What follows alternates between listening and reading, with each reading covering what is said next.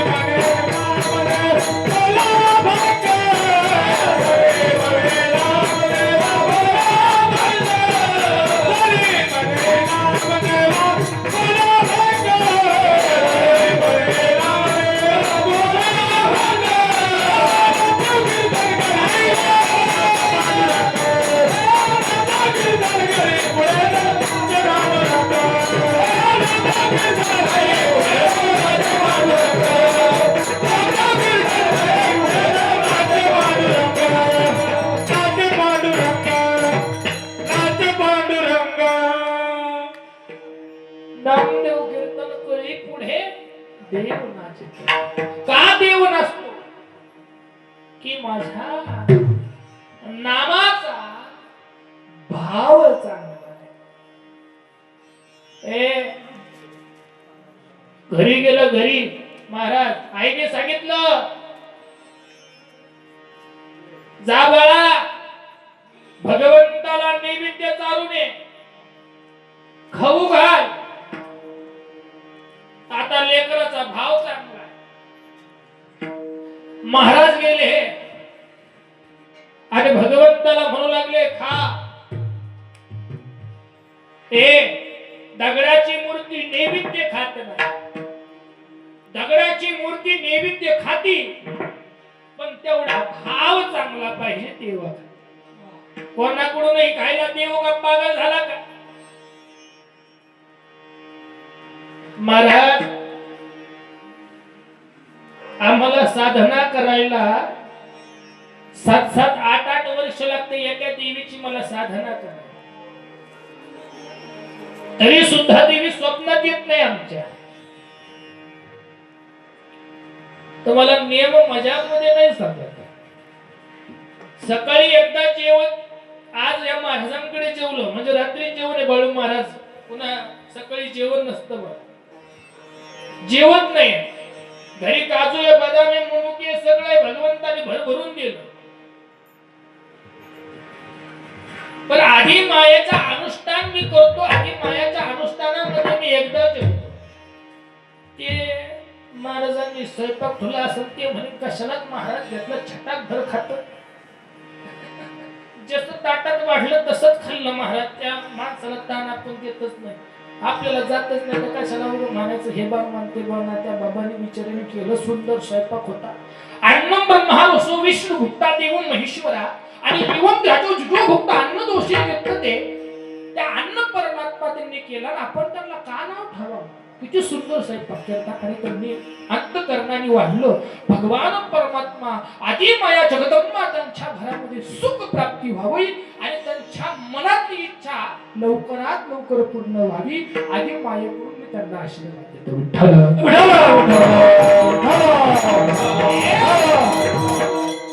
ठीक आहे ना. भाव किती सुंदर आहे लेकराचा. गेला, ए भगवंत खा. ए मूर्ती खाते का? नाही खात का? नाही खाणार मूर्ती. पण ते सुद्धा जितकी होतं त्याची भाव चांगली होती, भावना चांगली होती. चित्तामध्ये आस नव्हती. चित्तामध्ये आस नाहीये. कल्पनेमध्ये भावना शुद्ध आहे. भगवंताला विनंती केली, हे देवा, खाल्लं नाही, जीव सोडून दे. देव म्हणला, तुझ्यासारखे लय पाहिले, ते काय आपल्यासारखा होता. घरी सांगायचं बायकोला, बायको म्हणते दारू सोड ना. ते म्हणतो आईची शपथ घेऊन सांगतो, गावाच्या मारुती ह्याची शपथ घेऊन सांगतो, पुन्हा दारूला हात लावणार नाही. 1-2 दिवस जाऊन गेल्याच्या नंतर हात थर थर थर थर करायला लागते. ते म्हणतो आता घ्यायला. मग तो येतो, मारुतीच्या मंदिरात येतो, पितो. दुसऱ्या दिवशी म्हणतो, शरण शरण हनुमंता, तुम्हा आलो रामदूता. चुकलं रे देवा. शरण शरण जी एकनाथा पायी माथा. मग शरण कर, कोणाच्या शरण जाते पुन्हा चुकल्याच्या नंतर. भाव चांगला आहे. नाही खाल्लं, जीव सोडून दे. बरं, दन दन दन दन आढळू लागलं डोकं. जगाच्या बापाला अवतीर्ण व्हावं लागलं आणि जगाच्या बापाला अवतीर्ण होऊन त्याचा नैवेद्य खावा लागला. इतकी भाव भगवंतावर शुद्ध ठेवावा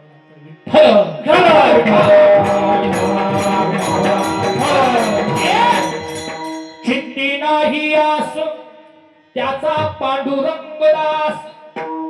चित्तामध्ये आस नाही पाहिजे, त्याचा पांडुरंग दास. माझा देव कोणाचा बी दासत्व स्वीकारत नाही.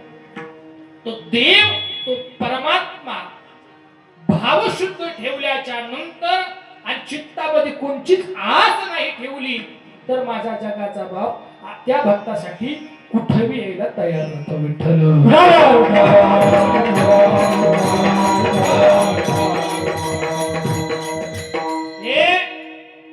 चित्तामध्ये आस नाही पाहिजे, अंतःकरण शुद्ध पाहिजे,